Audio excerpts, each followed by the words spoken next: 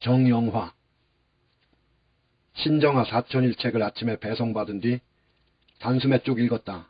언론에 쫓기고 검찰 조사를 받고 감옥에 갇히기까지 숨막히는 과정을 따라가다 보니 읽다가 답답함이 밀려와 여러 차례 깊은 호흡을 해야만 했다. 다 읽고 나서도 답답하고 여러 감정이 교차해 인왕산을 한 바퀴 돌았다. 어떤 사람은 범죄를 저질러도 덮어주기 바쁜데 어떤 이는 언론의 하이라이트가 되면 그때부터 검언 합작으로 사냥하듯 물어뜯기고 산채로 벗겨져 저작거리에 던져진다. 마녀 사냥은 그렇게 시작한다. 물론 신정아 씨가 완전히 무죄라는 건 아니다. 순진했던지 아니했던지 학위받는 과정에서 브로커에 속았던 과정에서 그녀도 잘못했던 측면이 있다. 그럼에도 불구하고 지금의 김건희 씨와 비교하자면 너무나 인권을 유린했다는 건 사실이다. 검찰은 사건을 어떻게 하면 부풀려서 확대해 큰 건으로 만들까 궁리하고 언론은 어떻게 하면 최대한 섹시하게 보여 많은 이들이 읽고 보게 할까를 궁리한다. 두 자극적인 지점이 만나면 그땐 인권이고 뭐가 없다. 검찰은 성과를 내기 위해 사냥감으로 삼고 언론에게도 특종을 위한 먹잇감이 될 뿐이다. 거기에 인간은 존재하지 않는다. 신정아 씨를 개인적으로 모르나 책을 통해 느낀 것은 생각보다 인간적이며 솔직하다는 것이다. 변양균 실장에 대한 감정도 진실로 느껴졌다. 특히 교도소 안에서 한겨울 추운 날씨 속에서도 함께 있는 교도관은 뭔 죄인가 하며 교도관 걱정하는 모습도 인상적이었다. 우리는 흔히 수감자들이 한겨울을 어떻게 날까 걱정은 하지만 교도관도 함께 같은 조건에서 수감자 옆을 지킨다는 생각은 미처 하지 않기 때문이다. 그런 몇 가지 예를 통해 신정아 씨가 실제로는 따뜻한 사람이구나 예상할 수 있었다. 검찰이 학력 위조뿐만 아니라 미술작품을 전시하고 협찬받는 과정에서 뇌물죄 등으로 변양균 실장과 심지어 노무현 대통령까지 엮으려 들었으나 그녀가 스스로 모든 독박을 쓰고 끝까지 보호하려 했던 점도 인상적이었다.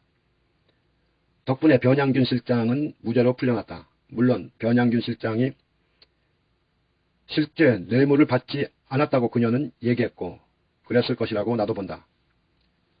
어린 시절부터 당차고 학생회장을 했을 만큼 리더십 있고 씩씩한 그녀도 검찰 조사에서 받았던 감정들은 너무나 끔찍해 노무현 대통령이 스스로 목숨을 끊었던 것을 이해한다고 했다.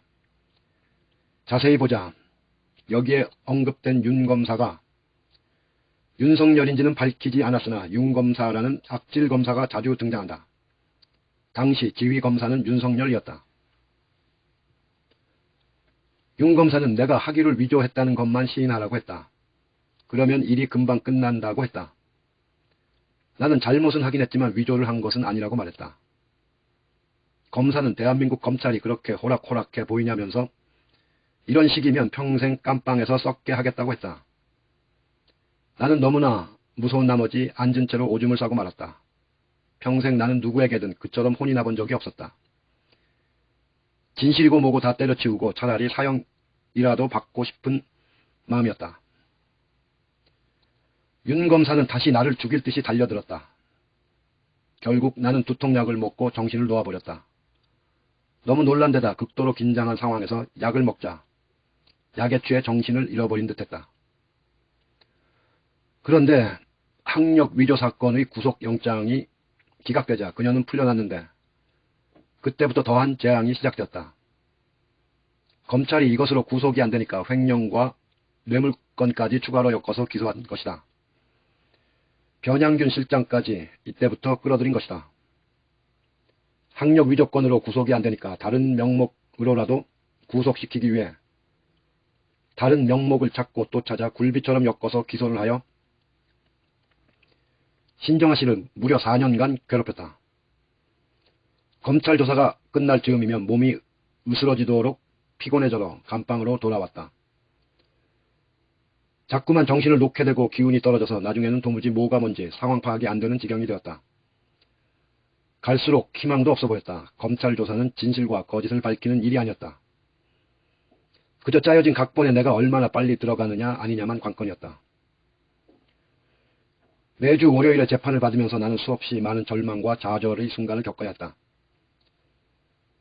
진실을 밝히려고 죽은 힘을 다해 몸부림쳤고 억울함을 호소했다. 이렇게 진실이 묻히나 싶어 몇 날 며칠을 목 놓아 울다가 마침내 손가락 하나 움직일 수 없을 만큼 기운이 떨어진 후에야 모든 것을 손에서 내려놓을 수 있었다.